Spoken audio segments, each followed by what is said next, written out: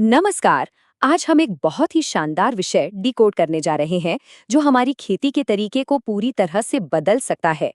जी हाँ, राजस्थान फव्वारा सिंचाई अनुदान योजना।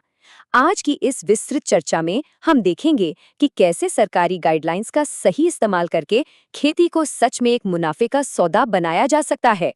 चलिए शुरू करते हैं। तो आज हम किन किन चीजों पर बात करेंगे।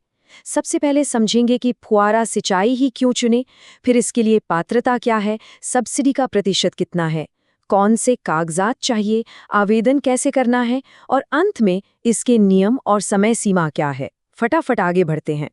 तो हमारा पहला बिंदु है, आखिर फव्वारा सिंचाई या स्प्रिंकलर सिस्टम ही क्यों?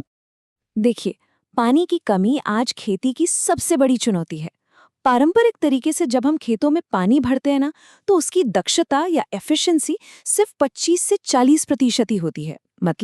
मतलब ये कि हमारा बहुत सारा कीमती पानी बस ऐसे ही बर्बाद हो जाता है।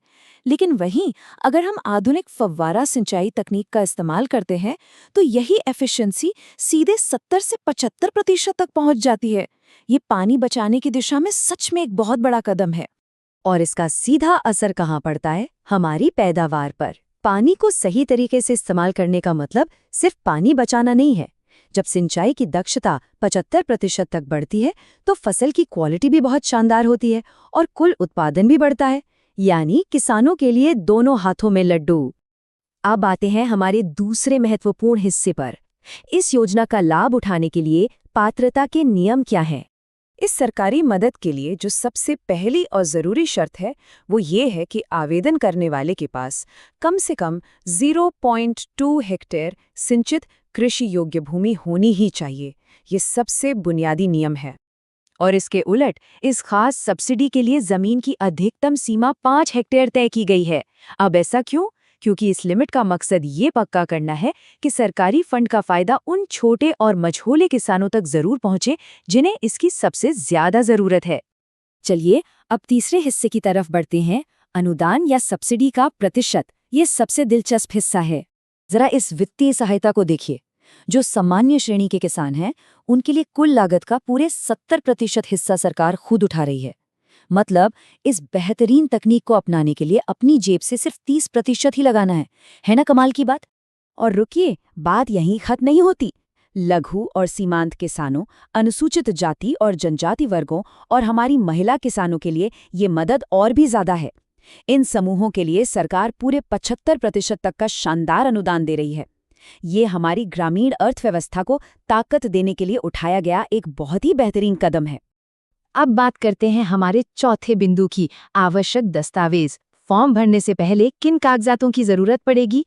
ये चेकलिस्ट बिल्कुल तैयार रखनी है। सबसे पहले जमीन के मालिकाना हक के लिए जमाबंदी की नकल, जो 6 महीने से ज्यादा पुरानी नहीं होनी चाहिए। फिर पहचान के लिए आधार कार्ड या जन आधार कार्ड। इसके बाद खेतों में पानी की व्यवस्था साबित करने के लिए एक आधिकारिक सिंचाई स्रोत प्रमाण पत्र। और आखिर में जिस सप्लायर से आप सिस्टम ले रहे हैं उसका कोटेशन। बस ये चीजें एकदम रेडी होनी चाहिए। अब आते हैं पांचवें और सबसे जरूरी हिस्से पर, आवेदन की पूरी प्रक्रिया। इसे स्टेप बाय स्टेप समझते हैं। आवेदन को इन 4 आसान स्टेप्स में बांटा गया है। पहला काम, राज किसान साथी पोर्टल पर जाकर ऑनलाइन अप्लाई करना। ये ई-मित्र से या खुद भी किया जा सकता है। दूसरा, विभाग द्वारा रजिस्टर्ड किसी निर्माता या मैन्युफैक्चरर को चुनना। तीसरा, जब सिस्टम लग जाए तो उसका फिजिकल वेरिफिकेशन पास करना। और चौथा, सबसे अच्छा स्टेप, अनुदान की राशि सीधे बैंक खाते में पाना। ये पूरी प्रक्रिया बहुत ही साफ और पारदर्शी है। एक बात और ध्यान में रखनी है, उपकरण हमेशा कृषि विभाग द्वारा रजिस्टर्ड निर्माता से ही खरीदने होंगे ताकि क्वालिटी से कोई समझौता न हो। लेकिन इसका मतलब ये बिल्कुल नहीं है कि कोई मजबूरी है। कौन सा रजिस्टर्ड सप्लायर चुनना है, इसका पूरा अधिकार पूरी तरह से आवेदन करने वाले के ही पास रहता है। अब हम अपने आखिरी हिस्से पर आ गए हैं, नियम, वेरिफिकेशन और इस योजना की वैधता। यहाँ एक बहुत ही लाजमी सा सवाल उठता है कि भाई, इस सब्सिडी एप्लीकेशन की वैलिडिटी आखिर कब तक है? तो इसका जवाब है सिर्फ चालू वित्तीय वर्ष। जी हाँ, ये आवेदन और मिलने वाली सब्सिडी केवल इसी फाइनेंशियल ईयर के लिए वैलिड है। इसका सीधा सा मतलब ये है कि अगर इस बेहतरीन मौके का फायदा उठाना है तो इसी वित्तीय वर्ष के खत्म होने से पहले पहले एक्शन लेना होगा। अगर चूक गए तो ये मौका हाथ से निकल सकता है। तो आज की इस चर्चा को हम एक बड़े सवाल के साथ खत्म करते हैं। जरा सोचिए, जब सरकार लागत का 75% तक कवर कर रही है, तो इस वित्तीय वर्ष के खत्म होने से पहले हमारा कृषि समुदाय कितना पानी और कितनी बड़ी पूंजी बचा सकता है?